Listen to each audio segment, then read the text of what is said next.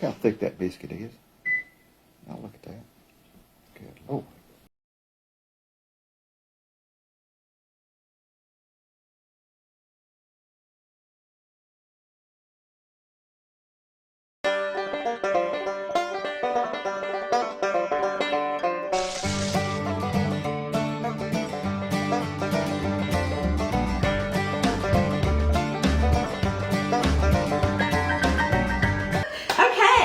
We are going to do crock pot roasted vegetables today out of my first cookbook.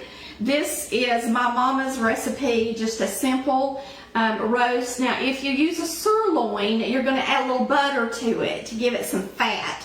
But today I have this beautiful, full of fat chuck roast. Okay, so we're going to season the roast first, and I am going to put it right here on this cutting board to season it. And we're going to get it out. I'm not going to touch it. I'm just going to get it out.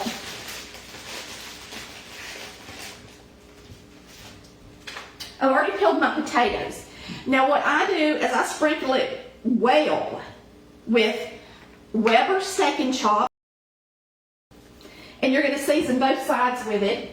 Now, I tell you to use meat tenderizer, but can I say this is a chuck roast? I don't need meat tenderizer when I'm using chuck roast. I mean, you can go ahead and put it on there if you want to, but there's really no need to. But with a sirloin, you definitely want to. Now, if you use meat tenderizer, I like to use McCormick plain.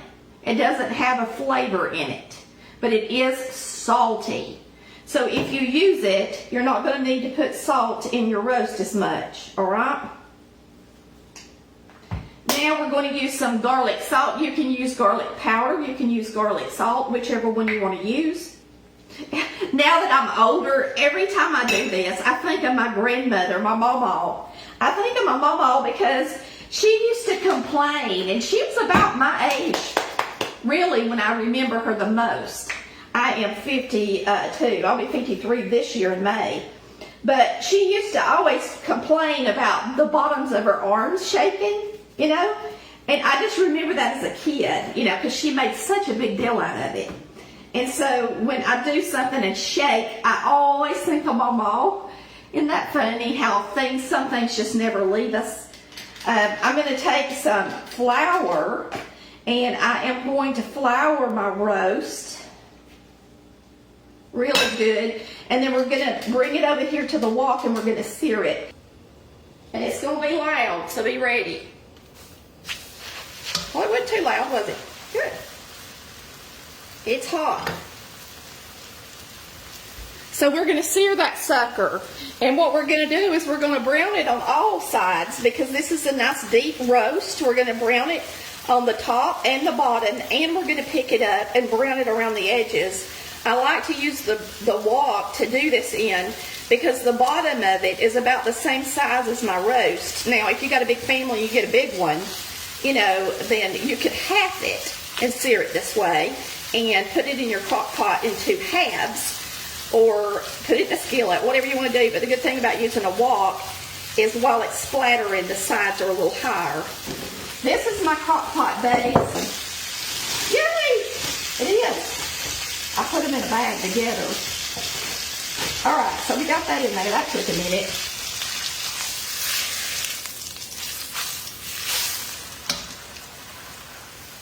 And while that's getting brown on that side, we're going to peel some carrots. Now, when I was growing up, Mama scraped them. She would take her knife, and it splatters too, and she would scrape the carrot this way. Now, a lot of people leave the peeling on there, but it is a bitter taste, and if you read about the peeling of the carrot, I'm pretty sure you're supposed to take it off. But see, that's kind of messy. I don't do it like that anymore. I do it this way. You can do it however you want to do it. This is a Rada peeler that came with my Rada. I actually ordered it from the Rada website when I ordered my knives. Pick it up. I'll let that stop brown. We are making a crock pot roast. If you're wondering, And I'm browning all the edges, so I'm just going to pick it up and hold it. That's another good thing about this. If you get these meat hooks, they come in a kit of 2. And one is a 12-inch, and one is a little longer. This is the 12-inch size. But what's great is you can hold your roast up in position to brown and your meat without getting burnt.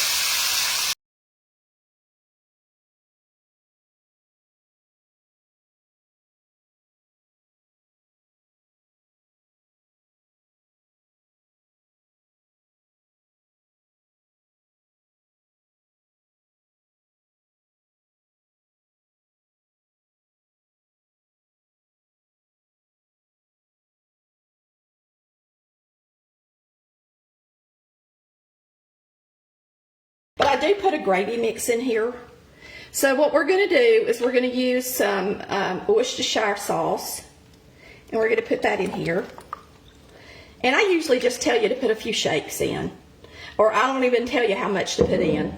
Like on this recipe, I just have Worcestershire sauce. So just put some in there. Well, we'll just throw everything in here. Now we're going to put in some salt and pepper. And since that's totally up to you how much you want to put in. So I don't tell you how much. But I want my vegetables to be salted. Now that roast was salted with our regular steak and chop and our garlic salt. I use a half cup of brown gravy mix, and I use a few cups of water. So what I'm going to do is I'm going to mix the two together and then pour it in here. And you may not have to thicken anything. Now, I buy my gravy mix because I like to use it. A lot of people wonder why I like to use it. I like to use it because it tastes good. That's why I like to use it. And so I get it in a big container. And some people would want to know why I'm using gravy mix instead of broth, because that's just the way I like my roast. I like for it to be like a gravy in my roast so I can salt my biscuits up in it. Y'all know what I'm talking about? Make you some good old biscuits. That gravy gets nice and thick. And you take the biscuit and sop it up, eat it with your roast. I'm going to pour this in here.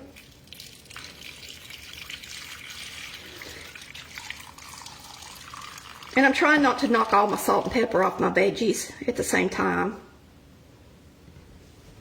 And I think that's everything. Now you always want to look at your recipe and make sure you put everything in there. So this is my Mama's Crock Pot roast. And vegetables out of my first cookbook, and I did need a video for it, so I hope that y'all enjoyed seeing me sear this, put this together, get it in the crock pot. I'm going to actually put this on high until it's good and falling apart done. A lot of people want to know, how long do you cook it? You cook it until your roast is fork tender. Fork tender. So when you put your fork in there and you put it into your roast, it should just fall apart, okay? And you cook it until it's like that. Every crock pot's a little different. The heat of them is a little different. So just plan on cooking it on high at least 6 to 8 hours, okay? And if you're going to be gone all day or you want to cook it during the night, put it on low. But remember, if you've got a cheap cut of meat, which is understandable with beef as expensive as it is these days, then it may take even 10 hours to get fallen apart done. And make sure you use that meat tenderizer on those cuts of roast. That would be a round, a bottom round, a sirloin, even the top sirloin. They're cheaper cuts. And lots of times when you make a roast like that, if you've ever noticed, even if the fork wants to make it fall apart, when you put it in your mouth, it's like you got to chew it forever. It doesn't just melt in your mouth, and it's not easy to chew. And that's why I like to use a meat tenderizer.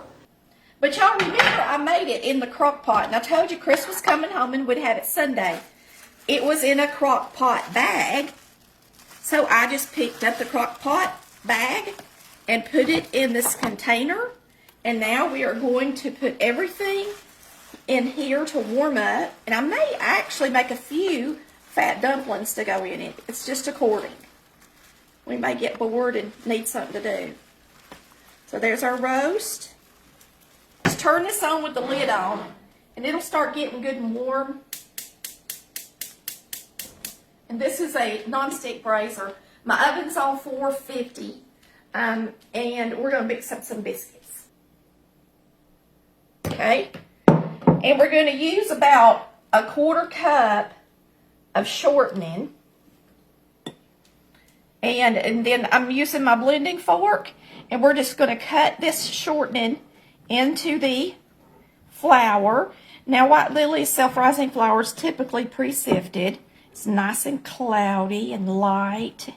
This flour makes the best biscuits in the world. If you don't believe me, get you some. I have so many people say, you are absolutely right. I never could make biscuits until I got that flour. Now my biscuits are beautiful. They rise up pretty. Now when you cut in your shortening, I love to have a Pyrex bowl because it's the perfect shape for this blending fork. But you only cut your shortening in till it's about pea size. You don't cut it in real little, so it's ready already, okay? Now what you're going to do is I'm going to add just a pinch of soda. And the reason I'm adding the soda is because I'm using buttermilk. If you'll notice with your recipes that have soda added, even if it's a cake or muffins or whatever you're making, if you're using buttermilk, normally people do put in some soda to counteract the acid, okay? All right, so now we're going to add enough milk to get all of this together.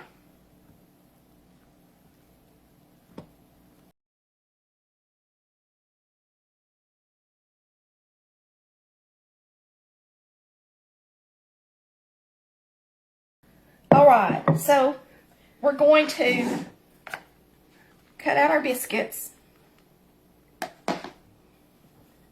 I may save a little bit of this for dumplings.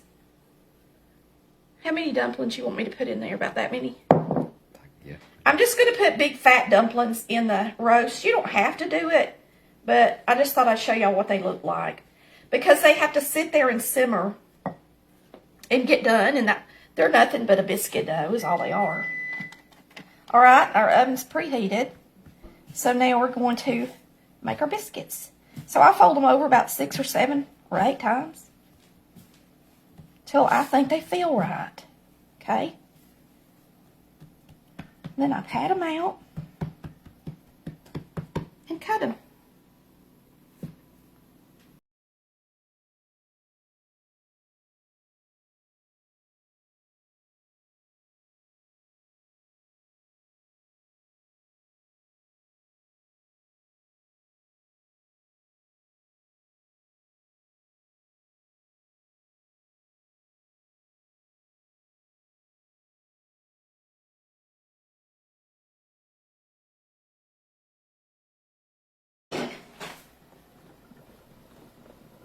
Roast.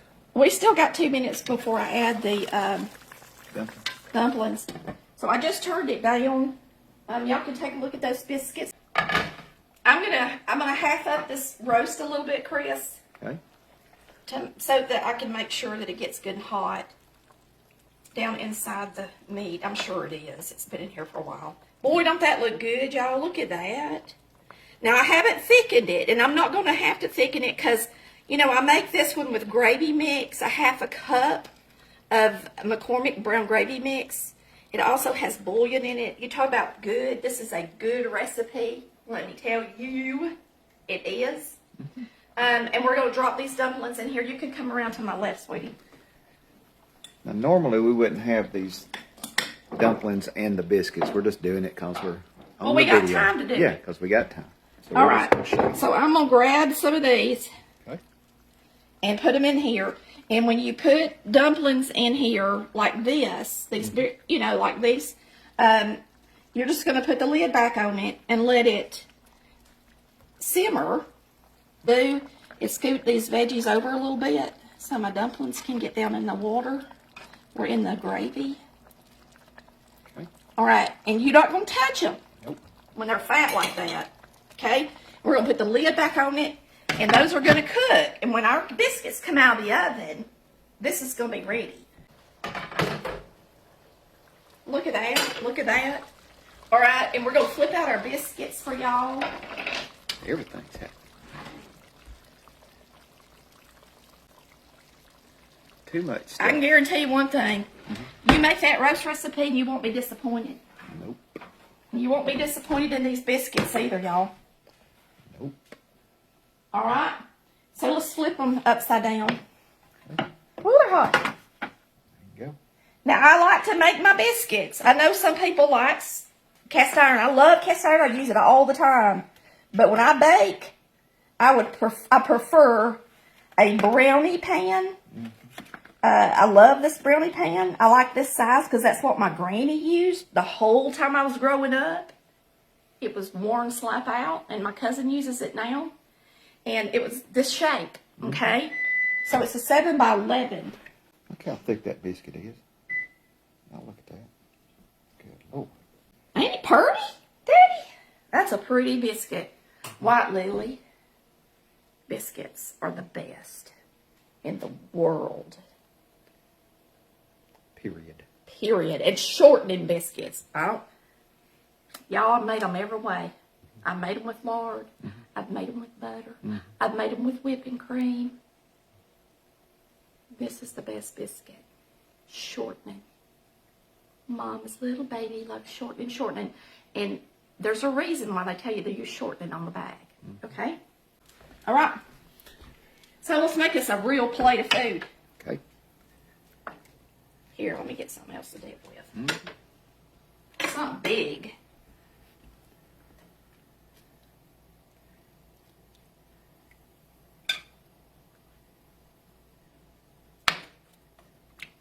So you got your veggies? Mm-hmm.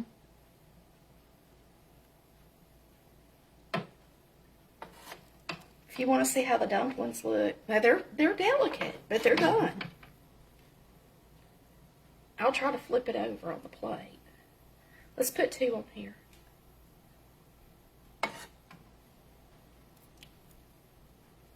Okay. Put plenty of juice on it. Now let me show you. This is Mama's pot roast with some y'all tea and biscuits. Mama makes roast. It's always falling apart done like that. This is a chuck roast, and it's a good one. I tell y'all, if you have a cheaper roast, to use a little meat tenderizer, and you can also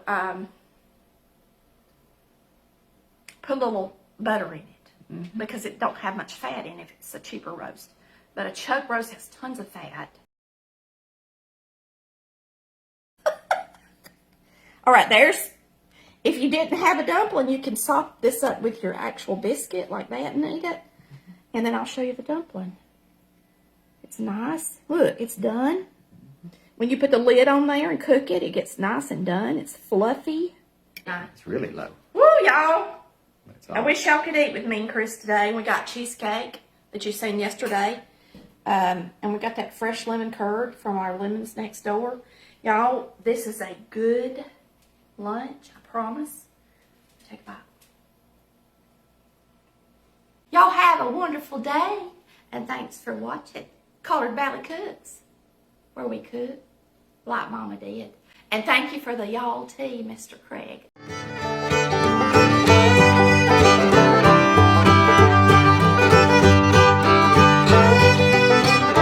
Come back and see me now.